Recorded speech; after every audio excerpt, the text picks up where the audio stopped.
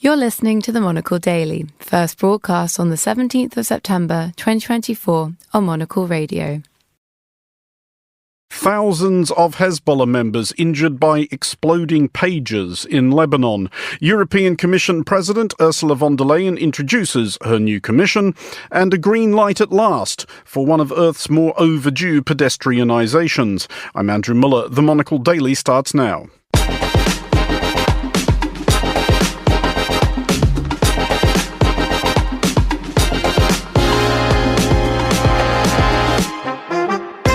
Hello and welcome to the Monocle Daily, coming to you from our studios here at Midori House in London. I'm Andrew Muller.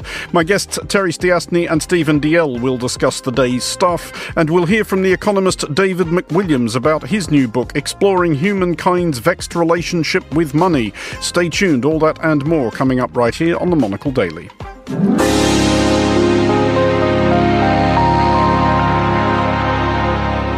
This is the Monocle Daily. I'm Andrew Muller, and I am joined today by Terry Stiastny, journalist and author, and by Stephen Diel, Russia analyst and regular Monocle Radio contributor. We will have more from you both shortly, but hello. Hello. Because we are going first to Lebanon and today's extraordinary events. At least 8 people are reported dead and nearly 3,000 injured after the simultaneous detonations of thousands of personal pagers, almost all of which seem to have belonged to members of Hezbollah. We're joined, first of all, from Jerusalem by Yossi Meckelberg, Associate Fellow with the Middle East and North Africa Programme at Chatham House. Yossi was also at Israel's border with Lebanon yesterday. Yossi, first of all, no official confirmation, but there never is. There is absolutely no way Israel isn't behind this, is there? Good evening. Hezbollah already said that as far as they are concerned, Israel is behind it. So regardless if this is the truth or not, which most people think it is, the reaction from Hezbollah, or their working assumption, is that Israel behind it. I mean, is it clear how they did it? Is it known that, Israel's security services, one assumes in this instance, because it's a foreign operation, the Mossad, had anything like this kind of capability? Well, this is generally a completely new capability, because usually either you have a physical attack or you have a cybersecurity attack. So either you attack physically assets, or you interfere with cyber. This is the first time, as far as I can remember, that actually you can combine the two. You interfere with the network, but through actually physical explosion. And those are actually pagers, and usually we think about pagers as a kind of obsolete technology. Apparently, for security reasons, the Hezbollah were using it, those are new ones, using them quite extensively, because pagers, unlike phones, are only receiving information but don't transmit information, and they thought as a result of it, it's safer.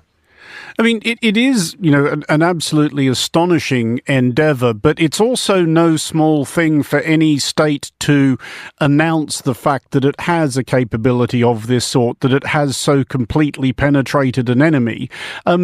Is it a reasonable assumption that Israel would only declare this or make it obvious as a precursor to something bigger? Does this seem like it might be clearing the path for a wider operation, a more orthodox operation of the kind you were describing against Hezbollah?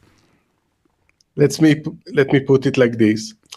I'm nearly a week here, and more I got the sense that Israel, while the war in Gaza got into some sort of status quo, I think there is the real issue right now is in the north. The north is empty, and the sense in Israel is that it's a strategic victory for Hezbollah, because it managed actually to evacuate, to make sure that part of the country is empty.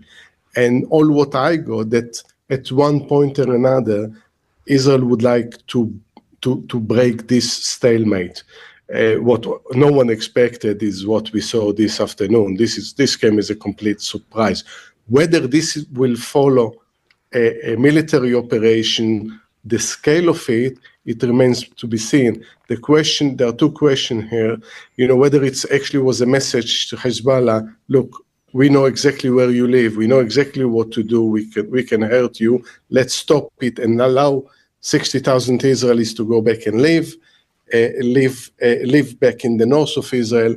How Hezbollah is going to react to this, and again, going back to your question, whether what Israel is going to do next. That there is, as we speak, the war cabinet is assembled in Tel Aviv and discussed together with the chiefs of the military. That situation you describe in Israel's north, it is part of the reputation that Hezbollah have cultivated for themselves, this idea that they are the only Arab force which has ever inflicted defeat on Israel, that they are able to, bring their weight and their firepower to bear on Israel, and they have been attacking Israel for most of the last year. As you mentioned, 60,000 Israelis have had to evacuate from their homes in the north of Israel. Is this operation, will it be seen around the Arab world as a blow to Hezbollah's reputation, that reputation they have for being, impregnable, indomitable, the one Arab military force that Israel couldn't tame? Yeah, it shows, assuming that Israel is behind it, its capacity to carry out such operation, and how vulnerable is Hezbollah to that, which it's need, the information, the know-how, and the rest. But this is where the danger lies. When you are wounded in such a way, not only, its reputation, your credibility, then the way whether you actually take the hint and regroup and look for a political solution, or you do exactly the opposite, you decide to retaliate. And, for the last more than 11 months, the tit for tat along the borders, we're within certain parameters, with sometimes things go wrong, like, for instance, the killing of the 12 kids in Majd el-Shams a few months ago. Now, that's the question, whether this is an escalation to a level that almost will force the hand of Hezbollah to react even worse, or it's a start of something different that both sides will try to de-escalate, and otherwise they will end with a full-blown war. Just finally, Yossi, and we are only a few hours into understanding this story, but do you get a sense yet of how Israeli media is reporting it? Of course, from a media point of view, there is a lot of excitement about it. They try to figure out, again, no one even thought that anyone is using pagers anymore, and all of a sudden thousands of them explode. So it's between trying to figure out what happened, who is behind it, try to get the technical side of it, but then comes the big question: what's going to happen next? Is this settles this conflict, or is just the first step, or first stage of a major escalation? And I think tonight and probably the next few days are going to be interesting. As we speak, the Israeli war cabinet is sitting in Tel Aviv together with the chiefs of the military and the other security organization, and try to see or to assess what's going to happen next. Yossi Meckelberg in Jerusalem. We will, of course, be following this story up across all our programmes tomorrow, starting with the Globalist, continuing to the briefing. Stephen, to pick up on a couple of things we were discussing there with Yossi, this is something of at the very least, a reputational blow to Hezbollah, isn't it? I think that's putting it mildly. I just think it's staggering, the whole thing, because one theory was that they may have found, the Israelis may have found a way of heating up the lithium batteries, which, as someone else has said, would mean that we would never be able to take a mobile phone on a plane again. But apparently that seems unlikely. It seems that somehow in the process of either manufacturing these pagers or in transit, they've been tampered with and some sort of explosive has been put in. But if you think of it in spy terms, it's almost like fiction, but it sounds very clever. Of course, it's tragic for people. Innocent people have been injured as well. The thing it took me back to, and one reason why Hezbollah have not been using phones is because they're thought of being vulnerable. And it took me back to 1996. Djokhar Dudayev, in the first Chechen war, he was the Chechen leader, and he was killed because he was on his mobile phone and the Russians picked up the signal and literally sent in a missile to kill him. So we know that is possible, and that was possible nearly 30 years ago. So yes, mobile phone signals can be picked up, but this, when I heard pagers, I thought, hang on, no, that's what I had years before I had a mobile phone. So the whole thing is bizarre, and if you're a member of Mossad, probably you're preening your feathers and thinking you've done a very good job. If you're Hezbollah, you're desperately worried, I would say. Just one more final thought on this from you, Terry. We were talking a bit there about the dent this will have put in Hezbollah's reputation. It's not going to have done much either for the reputation of Hezbollah's sponsors and patrons in Tehran either, not least as it would appear that one of the injured is Iran's ambassador to Lebanon, who for some unfathomable reason is carrying a pager issued to him by Hezbollah. Yeah, that does seem a bit strange, to say the least, that he would be, close enough to one of these pagers to have it sort of go off quite near him.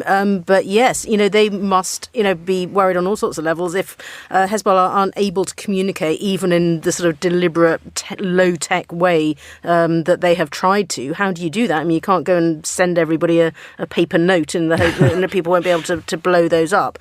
But it also suggests that, assuming this is Israel, that Israeli intelligence is well enough plugged in to know exactly what tech they were using, exactly where to get hold of it, and exactly how to tamper with it. So it suggests that there's an awful lot of kind of counterintelligence going on that side as well. And you think, well, what does that mean for Iran's own systems and Iran's own communications? Well, we will also have further analysis in tomorrow morning's Monocle Minute, which you can, of course, also read by subscribing to our free daily email bulletins at monocle.com. But we will move along for the moment to the resonant thump of a stable door being slammed by Meta, parent company of Facebook and Instagram. Roughly 1 million years after it was first suggested that RT and other Kremlin-controlled media outlets might just be shabby and ungentlemanly enough to use Western social media to disseminate disinformation and or pro-Russian propaganda, Meta has grandly announced that a bunch of Russian outlets will be punted off their platforms. Stephen, why has this taken quite so long? Well, that's the question is why it's taken so long, not why have they done it. Because as someone who at times has to take a deep breath and actually look at what Russian media is saying, it's gross. Calls for the destruction of major cities in Europe. We know that in the previous US elections that the Russians have interfered. They're already interfering this time. Why it's taken so long? I think it's part of the bigger question of the tech companies feeling that they don't want to be dictated to by governments, and feeling that that they can do it themselves, and you don't tell us what to do. But I think it's very welcome that they've finally got around to doing it, even if it should have been done a long time ago. Do we get the sense at all, Terry, that they may have been somewhat embarrassed into this by those recent charges brought by the US Department of Justice against a couple of RT employees who are accused of having, via an American shell company, Tenet Media, been bankrolling assorted unsavoury American podcasters? Yes, I mean, I think that probably is extremely embarrassing, not to mention, potentially expensive if the companies are found to have allowed something, which effectively, I mean, the US is filing money laundering charges against some of these people involved. And so, yes, I think, they'd be worried if a lot of this is coming to court, but it also points out the difficulty of knowing, exactly who is working for whom. I mean, I noticed that RT, when they put out the statement, said, when they close a door and a window, our partisans will find the cracks to crawl through. So they are suggesting that, yes, you can ban our sort of, shop front, if you like, but we are going to find other ways to do this, and presumably other people who will be willing to either take money or do this voluntarily. And there are always those. There are always those who, extraordinarily, I find, even some Russia experts who actually believe what the Kremlin puts out. That's no names, no pack drill, but there was someone who I'd known for many years who I was in a conversation with a couple of years ago, who was following, this was before the war, but they were following hook, line and sinker, what the Russian line was, and things like MH17, the shooting down of MH17 in 2014, clearly by the Russians, working with so-called Ukrainian separatists, most of whom were Russian anyway, and they said, oh no, it was the Americans who were behind it all. And that's something that never fails to amaze me, that people who should know better sometimes do actually believe this nonsense that comes out of Russia. Is there a problem, though, Terry, that fundamentally we are still waiting for the platforms to do the right thing? They are occasionally urged or pressured to do the right thing, but it still is left up to them. Facebook/Meta has decided to do this. Is it past time, he said, leading question, that government started making them do it? Well, yes. And I think, you're going to see a bit more from sort of the EU and from other governments trying to say, we want more controls on how these companies operate. But at the same time, I think Meta, again, they're probably trying to distinguish themselves from Elon Musk, saying, don't look at us, look over there. This guy is letting anybody post pretty much whatever they want, generally, as long as it corresponds with his worldview. And so I think they're probably trying to draw a line between themselves and other people to say, we are being the responsible ones here. Don't come for us. I mean, it goes back to what you were saying earlier, Stephen. US Secretary of State Anthony Blinken has said that RT and other outlets should be treated as if they were covert foreign intelligence operations. Is he wrong about that? Is that a somewhat, perhaps melodramatic, is the phrase I was grasping for, assessment? No, it's spot on. They are propaganda outlets for the Putin regime. And of course, what it comes back to is that, the age-old conversation about freedom of speech. But my argument would be that, as with any freedom, we hopefully in a democratic country respect freedom. You respect a lot of freedom. You don't accept people's freedom to kill someone. Similarly, you don't accept people's freedom to poison them, either with actual poison or with these poisonous ideas, which are very dangerous. Just one final Russia-related thing, Stephen, before we move off this. Various EU envoys are converging today to try and tweak sanctions against Russia. Do you get the sense yet, as a Russia watcher, that they're actually having any meaningful effect? Because if you think back to around about this time 2 years ago, various serious people were grandly announcing that Russia would be reduced to the equivalent of the, Oklahoma Dust Bowl circa 1932. That hasn't happened. It hasn't happened, but it's not black and white. It's not, are they having an effect or not having an effect? They are having some effect. And indeed, the Russian economy is not as healthy as the Russians themselves try and point out. It's a wartime economy now. I mean, the consumer goods are very much second to military production. But what I find most disturbing is that there are those around the world, ostensibly honourable business people, who think business is business, and they are still finding ways to circumvent the sanctions. So there are no direct contacts, for example, from Europe to Russia, just as there are no direct flights between Europe and Russia. But there are those businesses which are knowingly exporting goods through third countries that are finding their way into Russia, and some of these are for military use.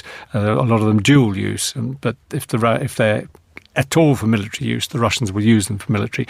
So I would give it a kind of 6 out of 10. I think that it has had an effect, but could do a lot better would be the current report, I would say. Well, to Brussels now, where metaphorical, if not actual, white smoke may be perceived above the Berlaymont building, Brussels headquarters of the European Commission. Recently reinstalled EC President Ursula von der Leyen has unveiled the lineup of the new Commission. The biggest new name in the lineup had already been announced, former Estonian Prime Minister Kaja Kallas as High Representative for Foreign and Security Policy. But emphasising the degree to which the EU states bordering Russia are now being listened to, former Lithuanian Prime Minister Andrius Kubilius becomes the EC's first Commissioner for Defence and Space. Terry, first of all, did anything or anybody in particular leap out at you here? I thought it's quite interesting that they have given essentially the migration portfolio to an Austrian, which I think was possibly was one of the slightly more controversial choices. You would expect this is obviously such a big issue for the EU that it might have gone to a bigger country, and it's a country which is generally fairly resistant on the migration issue. So that might be a sign of the way things might be going. And I think as you say, the sort of the Baltic bloc, if you like, of having Estonians, Finns, and Lithuanians quite closely involved with foreign policy and defence, is also, I think, that's giving another signal of the way the Commission sees the way forward. And did that strike you as the subtext there, Stephen, that this is there's another signal being sent? Oh, definitely. I mean, I think so. Estonia, as you say, foreign and security policy, Lithuania with this new role of Defence Commissioner, which, of course, is directly brought about because of the war in Ukraine. And indeed, Latvia, the Latvian Commissioner, has the economy too, which is also crucial. So, so I think it is a sign that these three small but influential countries are becoming ever more influential. Those were the ones that really leapt out at me, even though there's talk, von der Leyen is talking about climate change and so on. But that, to me, is the headline. Baltic states get good jobs in this commission. You mentioned, Terry, the role of Austria and therefore what that tells us about how big a thing immigration is likely to become. Also noticeable, I think, that one of a cruelly oppressed minority of two male executive vice presidents out of five, Raffaele Fitto, from Italy, obviously, as listeners may have guessed from the name, but from the Brothers of Italy, and this is despite Giorgia Meloni, Italy's Prime Minister, not supporting VDL in terms of wanting to carry on as EC President. Is that, again, a signal about immigration or a statement of intent about immigration, or, to borrow half a profane phrase attributed to Lyndon Baines Johnson, is she merely keeping him inside the tent? Yes, possibly. I mean, I think, giving him the portfolio of regional funding is, it's often a bit of a poison chalice within the EU, because nobody ever thinks they get enough of it. And you are constantly having to trade off, we've got a newer member who's got a poorer region than the old members who were quite used to having their funding. And I remember, when I was sort of a correspondent in Brussels, you would literally hear these people trading off, no, Charleroi is much poorer than Cornwall, or no, it isn't. There would be these arguments, and no, honestly, we're much, much poorer than the other guys. So you've got a lot of interest lobbying there. So I think it's, we're giving you a big job, but actually it's a really difficult one that people care a lot about, and no one is ever really happy with it. Stephen, also noticeable that the enlargement portfolio has been split in two. Is that a signal that they're hoping that there will be more to do on the subject of enlargement, of which there's been, none for more than 10 years. And in fact, in that 10 years, obviously, there has been, what's the opposite of enlargement? Ensmallment. But does that signal that they actually are serious, not just about Moldova and Ukraine, which they have recently said they're serious about, but about the Western Balkans, which they've been claiming to be serious about for some time? I think the Western Balkans is a poison chalice for them, to be honest. There's a lot of poison chalices at this table. There are. They will talk about it, I'm sure. But I think also the fact that Kaja Kallas from Estonia is one of those, probably the one who's pushing for Ukraine's entry more than anyone else, suggests that is going to be not just stopping the war, if possible, or helping to stop the war, but actually bringing Ukraine on board will be a major part of her portfolio in the next 5 years. And just finally on this, Terry, it did just strike me reviewing this list of new European commissioners that, and I do think this was part of a thing that led to Brexit, or at least helped create the conditions in which Brexit was possible, that the European Union, the European Commission, there's still an accountability, is it quite the right word? The point I'm trying to make is that if you strolled the streets of any EU capital and asked 100 passers-by to name 3 members of the European Commission, what kind of numbers do you think you'd do? Fairly low. I mean, I'm trying to think. I suppose people tend to know their own one, and if you're someone like, the recent Spanish Deputy Prime Minister who's now become a commissioner, you might have a sort of residual idea that, that person went off to Brussels, and, they tend to be seen very much, despite the EU saying you're representing the EU, you're not representing your own country, in terms of reflecting their country's domestic politics and what it says about that and why you might get kicked upstairs or sideways to Brussels. But I think the Commission, they don't want people to really stand out. I mean, they want to be seen as sort of a big corporate body, and they're quite wary of having superstars because, it detracts from the other ones. So they want to be collegiate, and that does tend to dullness sometimes. Well, here in London, a possible conclusion to one of the city's longest roiling urbanism-related arguments, whether or not to pedestrianise Oxford Street, the decreasingly pleasant or interesting shopping strip. London's Mayor Sadiq Khan has decreed that, with an amount of legislative path clearing by the new National Labour government, he can now proceed with his long-nurtured dreams of banishing traffic from the thoroughfare. First of all, I wanted to establish a benchmark. I cross Oxford Street twice a day because it's on my way between where I'm sitting now and Bond Street Tube. It's a dump. It's an absolutely awful, depressing, squalid sewer of a shopping strip, and I, for one, would sooner see it bulldozed than pedestrianised. So I wanted to ask you each in turn, Stephen. I will start with you. Can you recall the last time you actually went to Oxford Street because that was where you wanted to go? That's a very good question. There is one department store which also has a very good grocery part to it, and I think I was going there. Am I allowed to mention it? You're allowed to mention it. Well, it's John Lewis is the store, and Waitrose is down in the basement, and Waitrose is a very good supermarket chain. So I happened to be in central London, and that was the most convenient Waitrose to go to. So that would have been about 3 months ago, I think. But I mentioned to Terry before, and I said, actually, my idea of hell is Oxford Street on a Saturday afternoon. Yep. And it depends on which Saturday afternoon. I have particularly vivid memories of trying to get home from somewhere in that vicinity on the last Saturday evening before Christmas. Yeah. Listeners, don't ever do that. Terry, can you recall the last time you decided what you wanted to do with a spare afternoon was spend it shopping on Oxford Street? No, it was a long time ago. I think I probably took one of my kids to Nike Town on Oxford Circus, the big Nike there. Yeah, it's a long time. Had they done something to annoy you, or is it? No, they just wanted trainers. They did want to buy trainers, and it's quite good for buying trainers in various shops. Other brands obviously also available, but no, voluntarily mostly not. So, Stephen, the question does arise: does the prospect of it being pedestrianised seem to you at all encouraging, like the kind of thing that would make you more likely to want to spend time there? Definitely not. And I think actually a serious point here is that Sadiq Khan and many of the particularly local Labour councillors throughout London, they have effectively declared a war on cars. So this doesn't surprise me at all to come from Sadiq Khan. There are what they call low traffic neighbourhoods have been put in all over London by Labour councils, such as one where I live. I know, I live in one, it's great. Yeah, well, it's probably not great if every journey you make you have to go out onto the North Circular Road, which is the busiest road in London and possibly in the whole country, and one of the busiest in Europe, which is what they did to us. And they just don't listen. I mean, that's the worst thing is that when they put these things in, and Sadiq Khan is a very good example of this, that they think they're little tin gods and they do what they want to do. Our local council has just lost the head of the council because she became an MP, and a member of her same family has now taken over as leader of the council. There are 4 members of that family in the slightly wider family, cousins and uncles and whatever, on the council.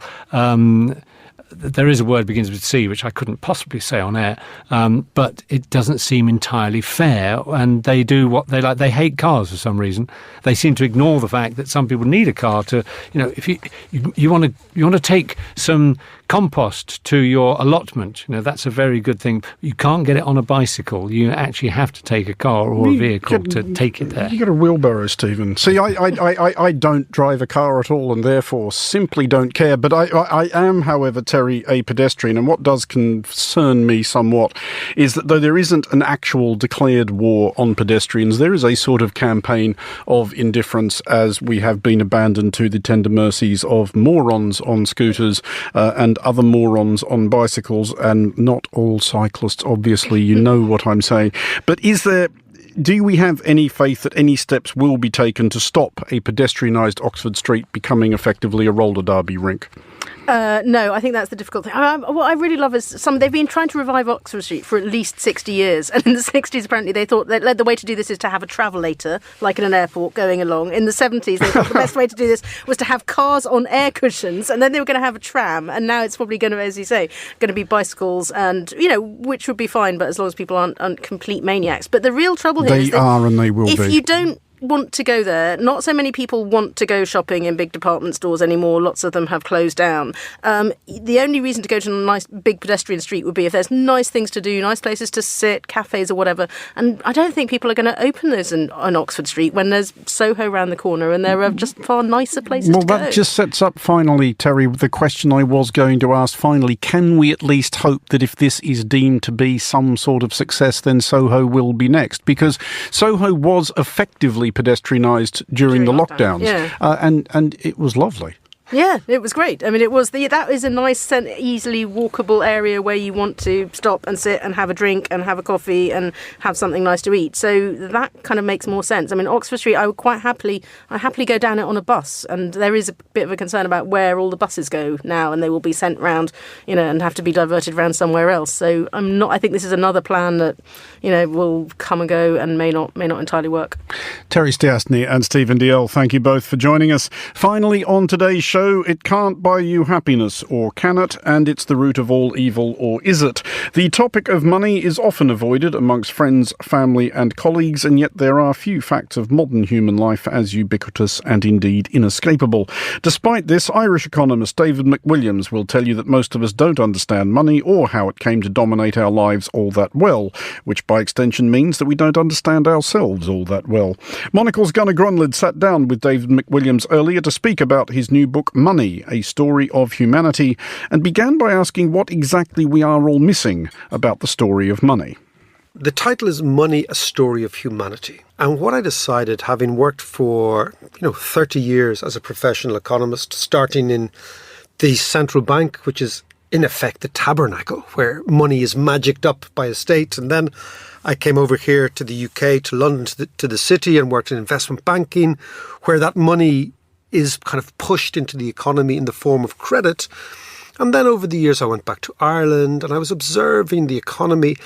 In effect, over the last 30 years, I've been observing the relationship between human beings, humans, and this bizarre concept called money, how it affects us, how we use it, etc. So in a way, this book has been almost decades in the gestation in my head. And the reason is the following. I think that economics doesn't tell the story as it should do. Basically, what we should do is realise that the story of humanity, i.e. the story of human civilization, and the story of money are so intertwined that it's a question of, is it money driving us or are we driving money? So in order to answer that question, I decided to go back to where we see money in the first place, observed in societies. And we go back about 5,000 years.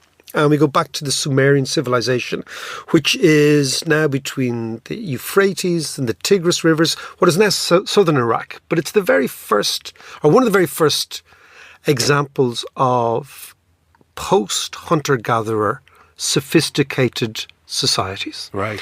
And bizarrely, what you see is money co-evolves in these original societies along with other amazing technologies like writing, Yes. like mathematics, like numerals, like counting, like law, all of which are what economists call social technologies. So I thought to myself, well, maybe, to answer your question, what's the new angle? I look at money as a technology, as an amazingly wonderful technology that humans invented. So the amazing thing about money is it doesn't exist in the animal world. Yeah, it is a profoundly human idea, and it resides in our heads because it's not real. So think about the leap of human imagination that was required to conceive of this idea. And at every iteration of innovations in money, you see innovations in what we would describe as human civilization. So we start with the Sumerians, and we go to the Lydians, and we go to the Greeks, and we go to the Romans, and from there we tell the story of humanity. And speaking of that story, I mean, one thing that really struck me while reading the book is that, as you point out, and as you mentioned before as well, we like to say that money is the root of all evil. And yet, while you go through this story, you illustrate time and time again how money and trade seems to have brought people together, peoples, cultures, religions, that even today we often think they don't really get along very easily. So can you settle this debate then once and for all in this very short interview? Is money evil or is it good? Money is a... No, let's answer the question. Are humans evil or are we good? Because if we think that technology enables humans to either amplify or not their basic characteristics, my sense is that there's a very famous quote by a French sociologist called Marcel Mauss, who says that in order to trade, man first had to throw down the spear. So you cannot trade with your enemy, you trade with your friend. So his idea was, and it's a very old idea, that trade facilitated by and enabled by money was actually a substitute to violence. Because, Gunnar, you and I didn't have to beat each other up to get each other's stuff. I could say, I'll trade with you. So I think that there's a very strong argument, which is that money is not only not the source of all evil, but it's actually the technology that allows us to live in a reasonably compatible... I think there's 7 billion of us on the planet. Yeah. The one thing that unifies us, it's not an ideology, it's not a religion, it's not an army, it's not a country. It is money. So the universal language of money, you're from Norway. Villagers in your little place in Norway who've never met a rickshaw driver in India, they don't speak their language, they don't know their customs, they don't know their religion. Both the rickshaw driver in India and the farmer in Norway speak the language of money. So it is a universal characteristics that humans have embraced, and it brings us together. I can't imagine that there's any other substance that allows us to live in reasonable harmony. Think about the complexity of 7 billion people living on one planet, and what basically mediates the world is money. It's quite phenomenal when you think of it.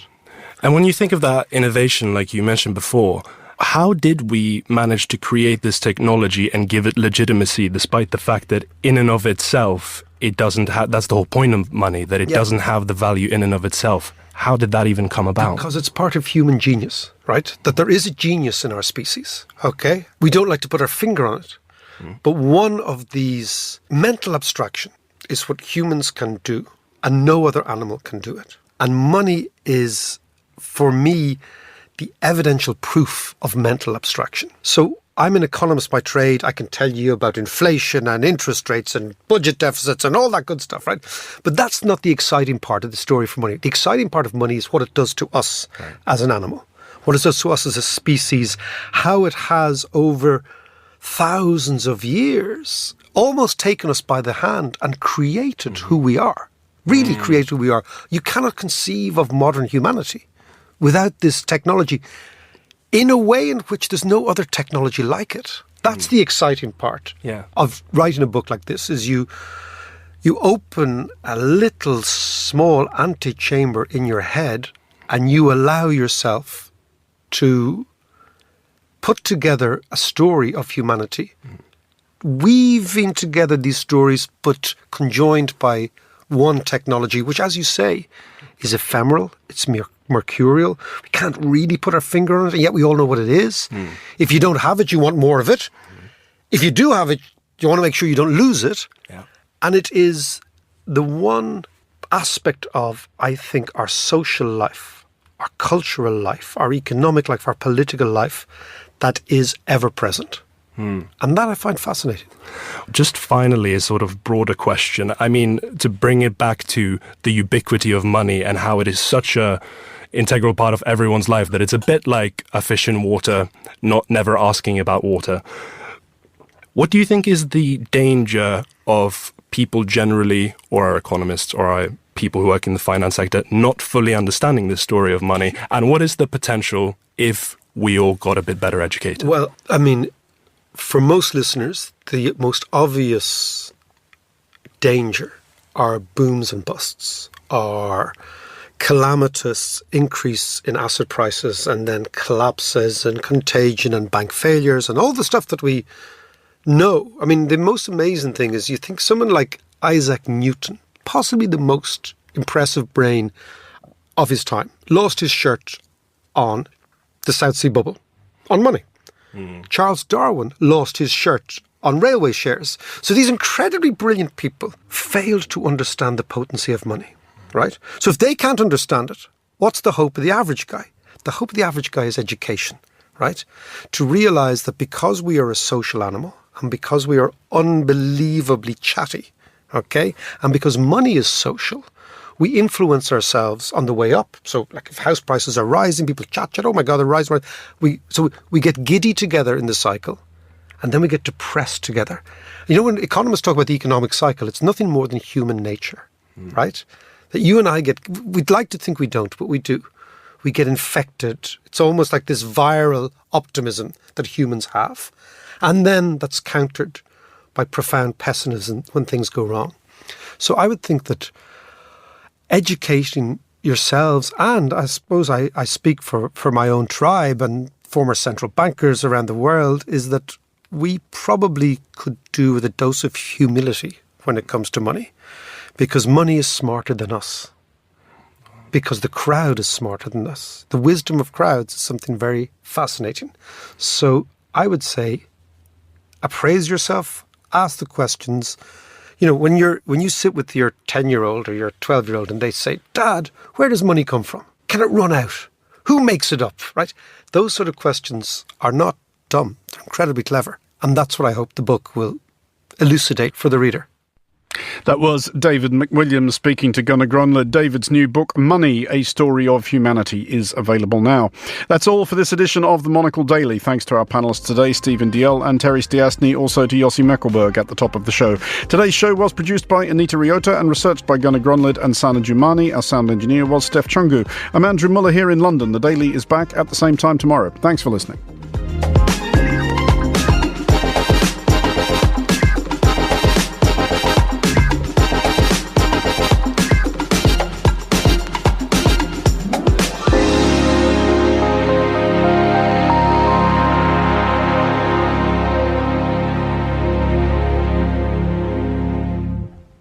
"2024 is a pivotal year for global politics.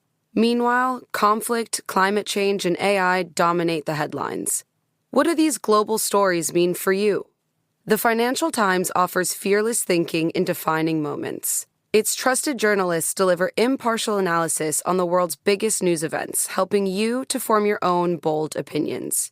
Start reading the Financial Times at ft.com.